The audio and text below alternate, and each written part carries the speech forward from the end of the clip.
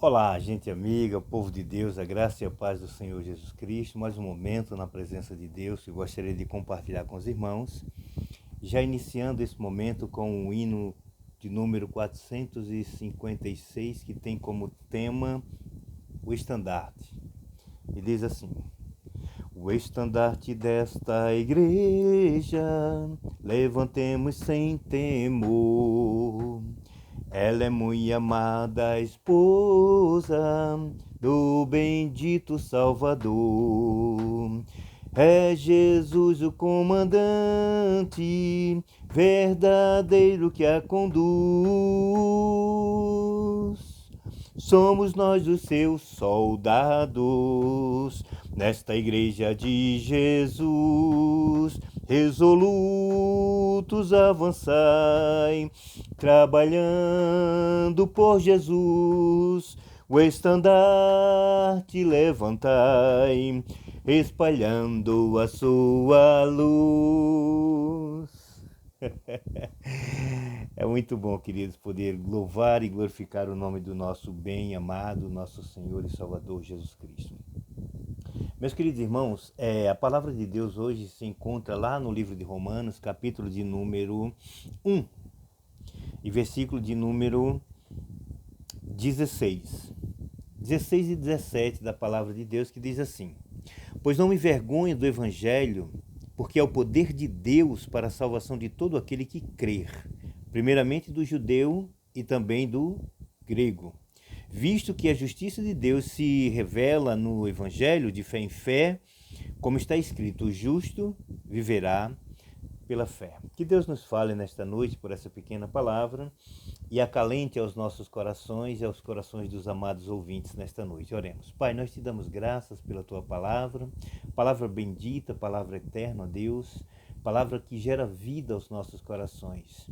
Fale conosco, ó Deus, e nos faça compreender o que tens para nós através desta pequena reflexão no nome de Jesus.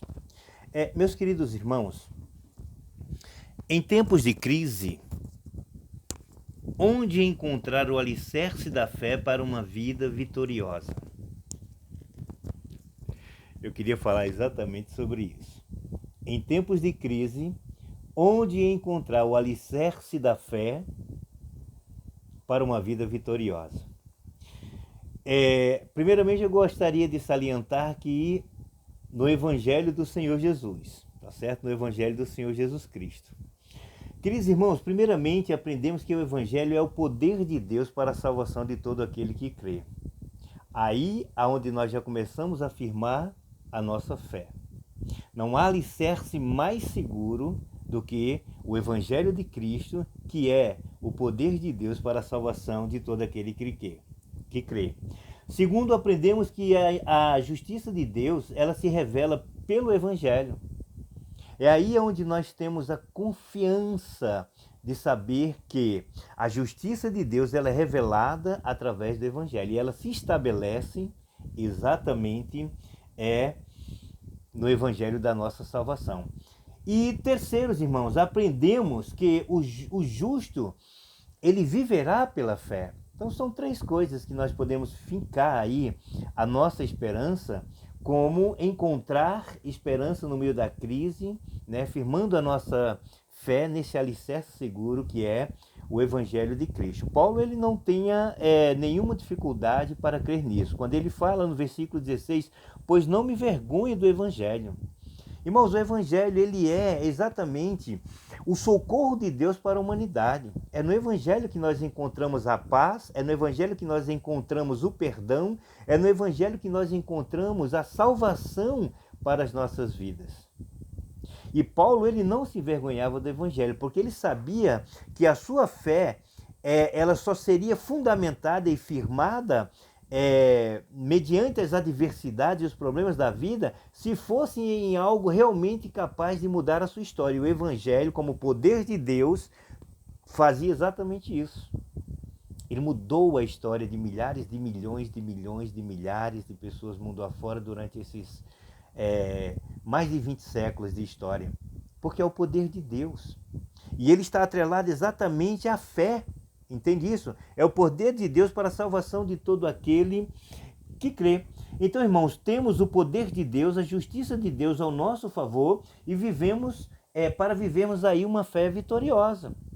E essa fé não é uma fé banal, não é uma fé natural, não, ela é uma fé sobrenatural, porque ela revela exatamente o poder de Deus para a salvação de todos aqueles que creem. Então, em tempos de crise, onde encontrar o alicerce da fé para uma vida vitoriosa? Do Evangelho de Cristo, que é o poder de Deus para a salvação de todos aqueles que creem. Então, quais são os meios adquiridos que nós poderemos firmar e basear a nossa fé nesse Evangelho? Primeiro, a palavra de Deus como alimento para a nossa alma. Olha que coisa linda, irmãos.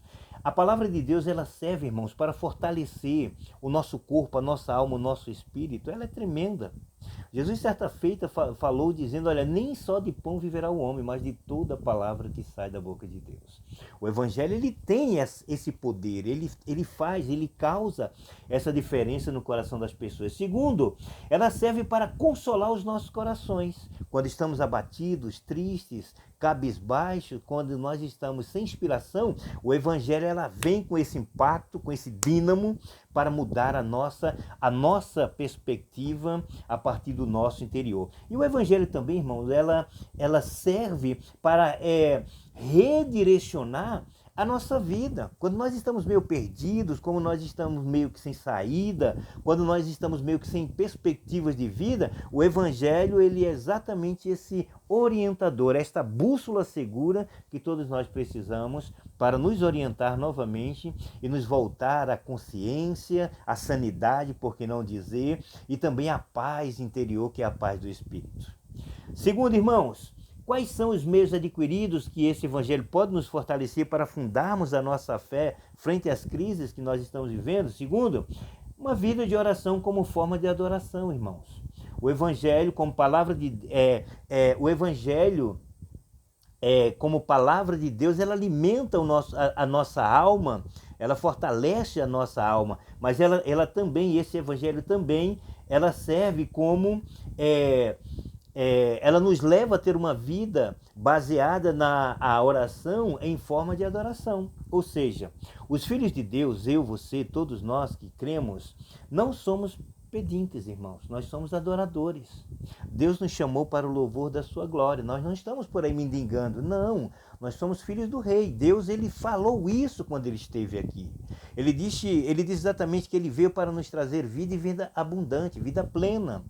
Então, essa vida plena, essa vida abundante que o Senhor tem para nos dar, ela vai além do material. Ela também, ela sacia as nossas necessidades mais íntimas do nosso coração. A oração, irmãos, é uma ferramenta de adoração em comunhão com o Pai. Quando nós estamos prostrados diante de Deus, nós estamos exercendo a nossa adoração ao Senhor. Foi isso que nós fizemos ontem, levantamos um clamor no Brasil, entramos com jejuns, com um santo jejum, manhã, tarde e noite, orando, buscando a face do Senhor para buscar de Deus soluções para os problemas que nós estamos vivendo, e nada disso foi em vão, irmãos, porque a resposta de Deus já começou a acontecer. Nós já vemos por aí, irmãos, dados estatísticos mostrando que o coronavírus, muitas pessoas que foram infectadas pelo tratamento já têm um grau crescente de pessoas que estão sendo curadas pelos tratamentos que estão sendo feitos. Então, irmãos, esperem para ver a resposta de Deus. É algo tremendo, é algo grandioso da parte de Deus. Então, a vida de oração como forma de adoração. A oração, irmãos, é também uma ferramenta de intercessão, e é isso que nós devemos sempre ter em mente. Quando você busca a Deus, você tem o privilégio também de interceder em favor das pessoas, das circunstâncias vivenciais, dos problemas existentes. Quando nós exercemos a nossa fé, Deus entra com providência. Então, é exatamente isso que nós encontramos. O testemunho pessoal, irmãos, é algo que nós devemos sempre tratar. E hoje eu estou fazendo exatamente isso, certo? Deus tem nos dado graça, Ele tem nos sustentado com a sua mão direita, Ele tem nos feito triunfar sobre as adversidades da vida, e o Evangelho, como alicerce da fé, é o que nos dá força para continuar a jornada, para continuar olhando para Jesus, o autor e consumador da nossa fé, olhando para Jesus, tá certo? Então, creia, busque a Deus, não desista do Senhor, porque grandes coisas tem feito o Senhor por nós, tá certo? Os meios que nós podemos adquirir exatamente a palavra de Deus como alimento e também como forma de adoração. Quando nós alimentamos a alma e adoramos a Deus, Deus entra com providência. Oremos ao Senhor, que Deus abençoe a sua vida no nome de Jesus. Pai, nós te damos graças por este momento, por mais um dia, por mais um momento na tua presença. Ó Deus, clamando e lembrando daquelas pessoas que estão, ó Deus, em leitos de hospitais. Pedimos que o Senhor entre com providência sobre as suas vidas, por aqueles que estão, ó Deus, trancafiados, ó Pai, em uma detenção, ó Deus, pelos seus atos praticados. Que o Senhor tenha compaixão e misericórdia daquelas vidas também, como disseste certa vez, quando foi que eu estive preso e me visitastes, ó Deus. Rogamos a Ti, ó Deus, pelas famílias que estão por este país afora, ó Deus, carecendo de alimento, ó Deus, de ajuda emocional, psicológica e espiritual. Pedimos a Ti pela vida da Tua igreja, pelas famílias do nosso Brasil, pela nossa família especial, Deus. Levanta a Tua graça, ó Deus, a Tua mão, derrama sobre nossas vidas, ó Deus, o Teu favor, Pai. Nós oramos a Ti no nome de Jesus Cristo, que vive e reina soberanamente. Amém, amém e amém. Deus abençoe, meu irmão. Fique na paz e até lá. Até mais um outro áudio aí, em nome de Jesus.